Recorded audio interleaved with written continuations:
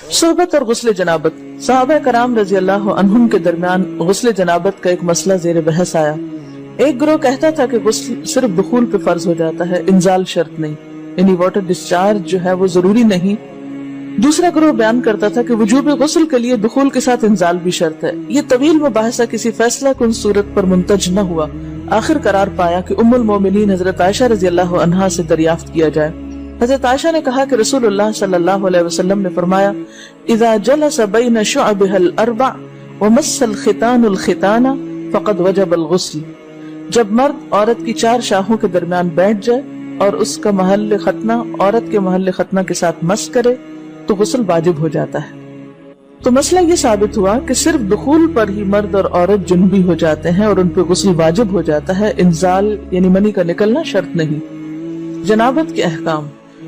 وجوب غسل کی حالت کو حالت جنابت کہتے ہیں. وجوب غسل یعنی جب غسل واجب ہو جاتا ہے تو اس حالت کو جنابت کہتے ہیں. جنابت کا لفظ جم سے، جم پہلو کو کہتے ہیں بچنا. مندرجہ ذیل 4 حالتوں میں مسلمان مرد اور عورت پر غسل کرنا فرض ہو جاتا ہے. نمبر 1، جوش کے ساتھ منی خارج ہونے کے بعد، اس میں احتلام بھی داخل ہے، یعنی کوئی ایسا خواب آئے یا ویسے. نمبر 2، صحبت کے بعد یعنی سیکشول انٹرکورس کے بعد. نمبر 3، حیض کے بعد. نمبر 4، نفاس کے بعد یعنی بچے کی پیدائش کے بعد. اس میں یاد رکھیے کہ بہت سے لوگ پوچھتے ہیں کہ اگر خواتین انٹرنل چیک اپ کرواتی ہیں تو کیا اس سے غسل واجب ہوتا ہے؟ تو کوئی غسل واجب نہیں ہوتا جب تک کہ ان 4 چیزوں میں سے کوئی چیز نہ ہو. اس میں یاد رکھیے کہ بہت سے لوگ پوچھتے ہیں کہ اگر خواتین انٹرنل چیک اپ کرواتی ہیں تو کیا اس سے غسل واجب ہوتا ہے؟ تو کوئی غسل واجب نہیں ہوتا جب تک کہ ان 4 چیزوں میں سے کوئی چیز نہ ہو. صرف منی خارج ہونے سے بات نہیں بلکہ جوش کے ساتھ منی خارج ہونے کے بعد غسل واجب ہوتا ہے. رسول اللہ صلی اللہ علیہ وسلم نے فرمایا جب تم عورت کی 4 شاخوں کے درمیان بیٹھ کر صحبت کرو تو تم پر غسل واجب ہو گیا اگرچہ منی نہ نکلے. آپ نے غور کیا ہوگا کہ طہارت کے مسائل بہت تفصیل کے ساتھ اور اپنے اندر بہت ڈیٹیلز رکھتے ہیں، اور بہت سے موضوعات ایسے ہیں کہ جو انسان کی ظاہری زندگی نہیں بلکہ اس کی نجی اور ذاتی زندگی سے متعلق بھی ہیں. لیکن اس طرح پبلکلی ان کو پڑھانا اور ان کو سکھانا یہ بھی ایک ضرورت ہے، کیونکہ آپ صلی اللہ علیہ وسلم نے انصار کی خواتین کی تعریف کی کہ انصار کی خواتین کتنی اچھی ہیں جنہیں حیا دین کا علم حاصل کرنے سے نہیں روکتا. تو سوال یہ پیدا ہوتا ہے کہ آخر اتنی تفصیلات کیوں؟ اور بعض لوگ اس کو ناپسندیدہ قرار دیتے ہیں. تو ایسا کرنا ناسمجھی کی علامت ہے. ہم دیکھتے ہیں کہ انسان اگر اللہ کے بتائے ہوئے طریقے کے مطابق زندگی بسر کرتا ہے تو اس میں خیر ہی خیر ہے، اور وہ صرف خیر اس کی اپنی ذات تک نہیں رہتی، بعض اوقات دوسروں کی بھلائی کا ذریعہ بھی بن جاتی. عورت کو بھی احتلام ہوتا ہے. ام المومنین حضرت سلمہ رضی اللہ عنہا روایت کرتی ہیں کہ حضرت ام سلیم نے رسول اللہ صلی اللہ علیہ وسلم سے کہا اے اللہ کے رسول، یقیناً اللہ حق سے نہیں شرماتا. یعنی حق بات اور ایک ضروری بات جو ہے اس کو واضح کرنا ضروری ہوتا ہے، اور اس معاملے میں شرم سے کام نہیں لینا چاہیے. کہیں ایسا نہ ہو کہ انسان انجانے میں غلط کام کرتا رہے. تو یہ کہہ کر انہوں نے مسئلہ پوچھا کیا عورت پر غسل ہے جبکہ اس کو احتلام ہو؟ آپ نے فرمایا ہاں، لیکن جب پانی کا نشان دیکھے یعنی منی دیکھے. اس پر حضرت ام سلمہ نے شرم سے منہ چھپا لیا اور عرض کیا اے اللہ کے رسول، کیا عورت کو بھی احتلام ہوتا ہے؟ آپ نے فرمایا ہاں ہوتا ہے، تیرا داہنا ہاتھ خاک آلود ہو. یعنی ایک پیار کی ڈانٹ تھی. اور اس میں ہو سکتا ہے کہ مزاج کا فرق ہو، بعض خواتین کے ساتھ ایسا نہ ہو اور بعض کے ساتھ ایسا ہو، لیکن اس میں جو اصل چیز ہے وہ ایکسیسو واٹر ڈسچارج ہے. اس میں کہیں ایسا نہ ہو کہ لیکوریا وغیرہ کے ساتھ اس کو ریلیٹ کر دیا جائے. دونوں چیزوں میں فرق ہے. اور احتلام جو ہے وہ سوتے وقت ہوتا ہے، یعنی سو کر اٹھنے پر اگر انسان اپنے کپڑوں پر زیادہ ڈسچارج دیکھے، خواہ کوئی خواب یا کوئی فیلنگ یاد نہ بھی ہو، تو پھر غسل کرنا ضروری. معلوم ہوا کہ عورت یا مرد نیند سے اٹھ کر اگر تری یعنی نشان منی دیکھیں تو یہ احتلام کی علامت ہے، لہٰذا ان پر غسل کرنا فرض ہو جاتا ہے. اور اگر احتلام کی کیفیت انہیں یاد ہو لیکن نشان نہ پائیں، یعنی خواب یاد ہے لیکن کوئی سامنے علامت نہیں، تو غسل فرض نہیں ہوگا. ایسی صورت میں شک کی ضرورت نہیں ہے کہ نہیں وہ میں نے خواب دیکھا اور مجھے خواب بالکل صحیح یاد ہے تو مجھے نہانا چاہیے. نہیں، محض خواب پر نہیں نہایا جائے گا جب تک کہ فزیکلی کوئی ایسی چیز سامنے دیکھی نہ جائے.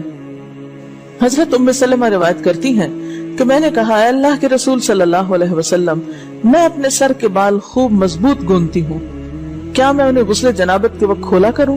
آپ نے فرمایا ان کا کھولنا ضروری نہیں، تیرے لیے یہی کافی ہے کہ 3 لپ پانی اپنے سر پر ڈالے، پھر اپنے سارے بدن پر پانی بہائے، بس تو پاک ہو جائے گی۔ یعنی بالوں کی جڑیں بھیگنا، سکن بھیگنا ضروری ہے، سارے بال کھولنا ضروری نہیں ہے۔ جمبی کے بالوں کا مسئلہ، حضرت عائشہ کو خبر ملی کہ حضرت عبداللہ ابن عمرو عورتوں کو غسل جنابت کے لیے بال کھولنے کا حکم دیتے ہیں۔ فرمانے لگی ابن عمرو پر تعجب ہے، انہوں نے عورتوں کو تکلیف میں ڈال دیا، وہ انہیں سر منڈوانے کا حکم کیوں نہیں دے دیتے؟ یہ حضرت عائشہ کی ڈانٹ تھی، یعنی وہ یہ تو کہنے کہ عورتیں بال کھول کھول کے نہائیں، تو وہ پھر سیدھا یہی کہے کہ عورتیں بال منڈوا لیں۔ میں اور رسول اللہ صلی اللہ علیہ وسلم ایک ہی برتن میں غسل کرتے، اور میں اپنے بال کھولے بغیر سر پر 3 چلو سے زیادہ پانی نہیں ڈالتی تھی۔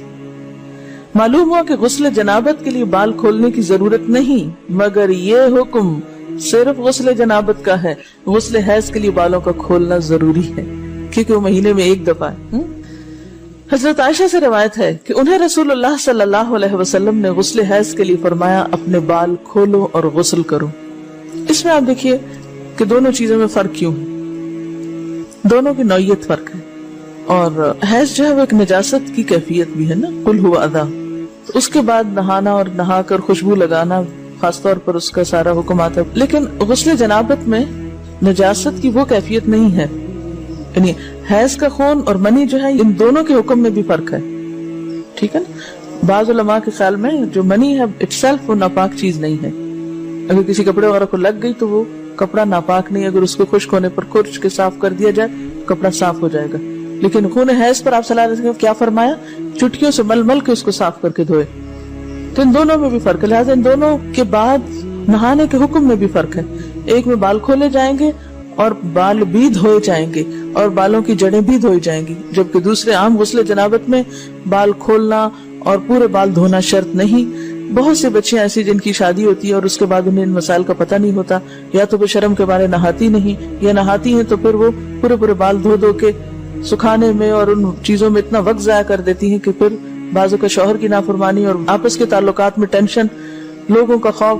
تو اگر دین کا صحیح مسئلہ پتا ہو تو انسان ان تمام مشقتوں سے بچ جاتا ہے اور ایک نارمل روٹین کی لائف گزار سکتا ہے۔ تو اس میں کیا صرف 3 کپ پانی، 3 لپ پانی، یعنی 3 دفعہ کیوں کہ اگر ایک دفعہ ڈالنے سے پوری طرح نہیں بھیگا تو آپ یہ بھی کر سکتے ٹیپ کے آگے سر کر کے تو ساری اسکن جو ہے سر کی اس کو آپ گیلا کر لیں، پیچھے سے بال جو ہیں اگر لمبے ہیں تو ان کو ایک طرف کر دیں تاکہ پورے بال نہ دھونے پڑے، نہ سکھانے پڑے، نہ خشک کرنے پڑے، اور باقی جسم پہ پانی بہا لیں۔ دوسری صورت یہ ہے کہ مگ میں پانی لے کے تو اس کو آپ تھوڑا تھوڑا کر کے پورے کو ایک دفعہ کریں، پھر اس کے بعد دوبارہ کریں، اور تیسری دفعہ رول کر کے بالوں کو پیچھے سے شاور کیپ ڈال لیں اور باقی جسم پھر دھو لیں۔ شاور کیپ سے کیا ہوتا ہے عام طور پر کہ پیچھے کے جو سارے لمبے بال ہیں پھر وہ نیچے گر کے گیلے نہیں ہوتے، وہ آپ کے سر پہ ٹک جاتے ہیں۔ تو سر کی اسکن دھوئیں اور بالوں کو جوڑے کی شکل میں باندھ کے اوپر شاور کیپ پہن کے پھر باقی جسم کو اچھی طرح دھو لیں۔ تو اس میں آپ دیکھیں کہ جب بالکل سر کے سکن کا حصہ ہی تر ہوگا، اور یہ 3 دفعہ کرنا ہوگا، ایک دفعہ سے نہیں کام چلے گا، 3 دفعہ کرنا تاکہ کوئی بھی بال برابر جگہ سکن کی خشک نہ رہ جائے۔ تو اس سے کیا ہوگا کہ جتنا کم بال گیلے ہوں گے اتنے کم دیر میں ان کو خشک بھی کیا جا سکتا ہے اور کسی بھی مشقت کے بغیر انسان نماز پڑھ سکتا ہے۔